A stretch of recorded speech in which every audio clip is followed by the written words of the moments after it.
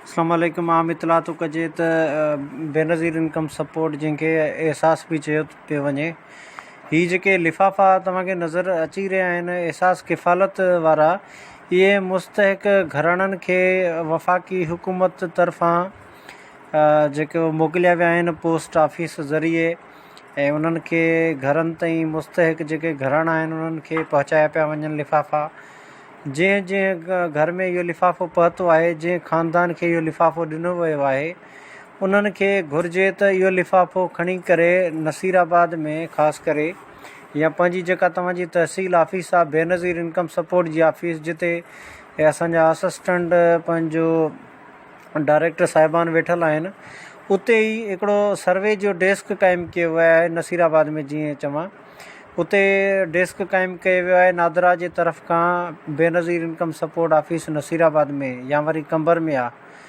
सो उते इहे औरतूं जेके मुस्तहिक औरतूं आहिनि उहे वेंदियूं शनाख़्ती कार्ड असुलु खणी ऐं इहो लिफ़ाफ़ो खणी करे उते फिंगर ॾेई ईंदियूं। तंहिंखां पोइ कुझु ॾींहंनि में उन्हनि जा पैसा उन्हनि जे शनाख़्ती कार्डनि ते ईंदा, पोइ ई वञी वेझे दुकानदार खां पैसा हासिलु करे सघंदा। सो इहे जंहिं जंहिं ख़वातीन खे लिफ़ाफ़ो मिलियो आहे घर वेठे पोस्ट ऑफिस ज़रिए, त इहो लिफ़ाफ़ो खणी करे अव्हां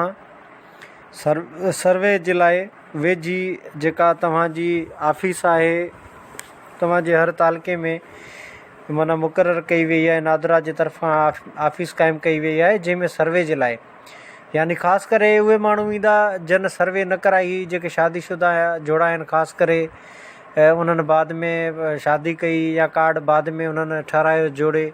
यानी ज़ाल मुड़ुसु चऊं, त पोइ पैसा त जेके आहिनि उहे ख़वातीन जे कार्डनि ते ई अचनि था। जेके पाकिस्तान में ग़रीब खां ग़रीब घराणा आहिनि, हीअ पैसा उन्हनि जी माली इमदाद जे लाइ वफ़ाक़ी सरकार पारां ॾिना पिया वञनि, जंहिंमें मोहतरमा सानिया नश्तर जेका चेयरमैन आहे, चेयरपर्सन आहे बेनज़ीर इनकम सपोर्ट प्रोग्राम जी, जंहिंखे एहसास बि चयो वञे थो। सो उन बि सोशल मीडिया ते ट्विटर ते इहे ऐलान कया आहिनि। सो उन मुतलिक़ अव्हांखे मां इहो आगाही ॾींदो हलां त इहे लिफ़ाफ़ा जेको लिफ़ाफ़ो अव्हांखे स्क्रीन ते नज़र अची रहियो आहे,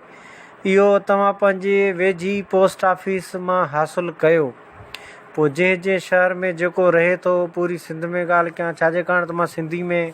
ई ॻाल्हाए रहियो आहियां, अव्हां ताईं पैगाम पहुचाए रहियो आहियां, त पंहिंजी जेका वेझी तव्हांजी पोस्ट ऑफिस आहे, पहिरियां सभ खां पहिरियां त उते तव्हां जांच कयो त तव्हांजे नाले ते लिफ़ाफ़ो आयो आहे, तव्हांजे ख़ानदान जे नाले ते लिफ़ाफ़ो आयो आहे, ऐं हुन में तव्हांजो मोबाइल नंबर बि ॾिनल आहे, या वरी पोस्ट ऑफिस वारा कॉल करे तव्हांखे घुराए सघनि था। ऐं इहो यादि रहे अव्हांखे त हिन जी काई बि फीस न आहे, कंहिंखे ॾियणी फीस न आहे। फ़ोन नंबर ते को ॻाल्हाए त हुनखे पैसा न आहिनि ॾियणा, ऐं जॾहिं सर्वे कराइणु वञो त हुन जा बि कंहिंखे पैसा न आहिनि ॾियणा। इहो यादि कयो ऐं वधि में वधि इहो शेयर कयो दोस्तनि सां, महिरबानी।